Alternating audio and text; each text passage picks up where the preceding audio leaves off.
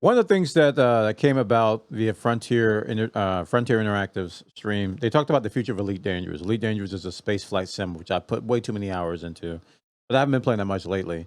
A lot of people felt like Elite Dangerous was on its way out, and Frontier assured us that Elite is not dead, and they announced a series of updates that are coming out. Number one, Powerplay, which is the internal power struggle, very similar to faction warfare if you've ever played EVE Online.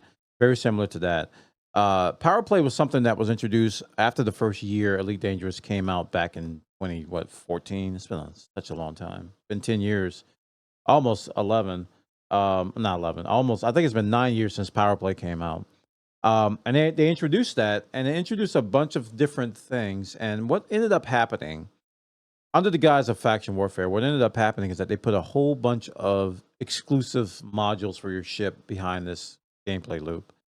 So one of the ones that I want to use as an example, which is probably the most popular one, is called prismatic shields. These are really, really strong, powerful shields that have an additional power draw, but you have an intense shield buffer on your ship, and it's a very powerful module for a lot of different builds in Elite Dangerous.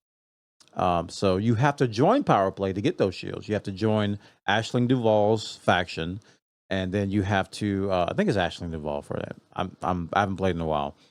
And you have to earn enough clout, if you will, with Aisling Duval, do a bunch of stuff, deliver pamphlets, and take out enemy faction ships, do a whole bunch of stuff.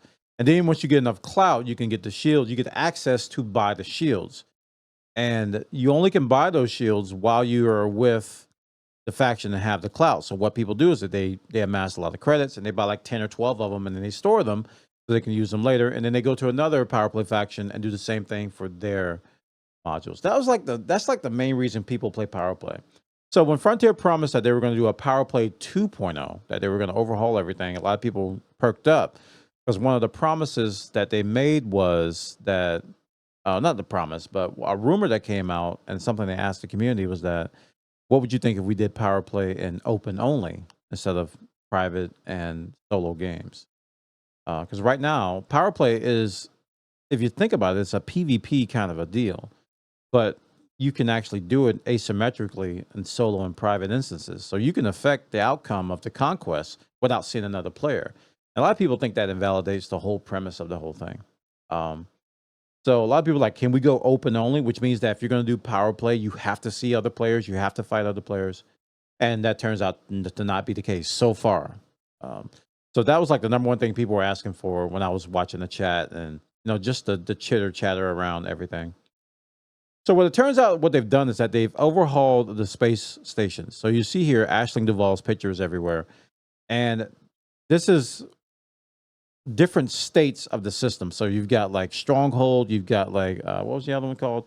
There's different states that the system can be in. So depending on what state the system is in, they're going to change the look and feel of each of the stations, which is going to be a visual aesthetic. This was something that was announced on yesterday's live stream. So it looks good. It looks good, but I gotta say, I was a little disappointed. I was hoping for more, because they use the words overhaul, that they are completely retooling and overhauling Powerplay. Now, granted, yesterday's stream wasn't the entire presentation of everything.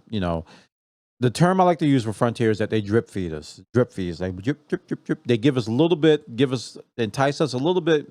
They satiate our lips, and then we have to wait a week or two or a month, and then we get a little bit more, and then we a little bit more. And if you're a huge fan of the game, that can be very, very, very, very annoying. Like, just tell us everything, please. Like, for example, No Man's Sky just came out with a big update. Boom, everything is listed. Just like, we get this big giant feature list, and then all of a sudden we're covered in space, space goodness. Crazy. So yeah, they showed off the different space stations, and then they showed off, let me see if I can skip ahead to it. They showed off the new system map.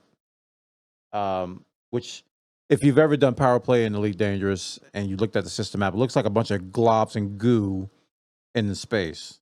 Where is it at? Let's see if I can find it. Oh, nope. The thumbnail showing. There we go.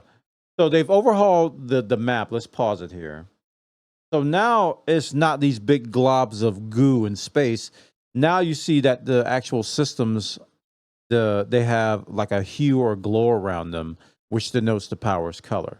So you can easily see the green, the purple, the orange. You can easily see what factions are what. Whereas before it was like it looked like a bunch of, lack of a better word, goo.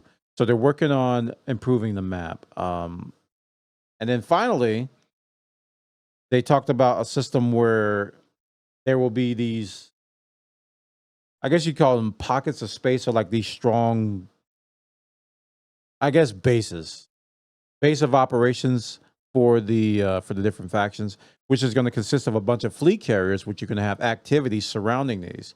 They didn't go into detail of what the exact activities are going to be, but it sounds like if you're an ally, you'll have a certain set of activities, and if you're a foe, you'll have another set of activities surrounding these quote unquote bases surrounding these factions. So this sounds like there's going to be a new gameplay loop, which is what Powerplay needs. It needs some new, fresh gameplay loops that are fulfilling, that are fun, that don't require a spreadsheet or some really, really intense and complicated calculations, which the current Powerplay system is super duper overcomplicated. So hopefully this will make things a lot easier. So I'll link the VOD from Frontier's live stream in the show description. You can check it out and see what Elite Dangerous is planning for Powerplay 2.0 and the updates that are coming later this year.